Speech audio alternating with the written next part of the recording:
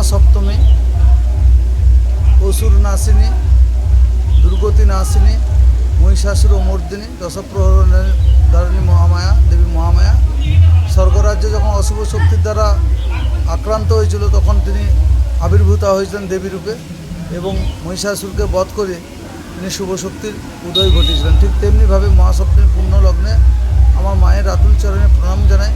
আমার গুরুজন যারা, পিতৃসম মাতৃসম যারা, আমার পিতামহ প্রপিতামহ যারা, আমার সহপাঠী সহযোগী সহানুভূতিশীল সকল ব্যক্তিবর্গকে শুভেচ্ছা অভিনন্দন প্রণাম জানাই। সবাইকে বলবো উৎসবের দিন কেন, সমস্ত দিন যেন সবার সুন্দর কাটে, ভালো হয়, সবার ভালোভাবে কাটুক, আমরা এটা চাই। সবার জীবন ধনধান্যে পুষ্পে যেন ভরে ওঠে। এক 2 নম্বর কথা হচ্ছে আমাদের এই সময়কালে মনে রাখতে হবে যে কুসংস্কারগুলো যাতে আমাদের মধ্যে বেশি না বিরাজ করে, কুসংস্কারগুলো দূরে সরাতে হবে।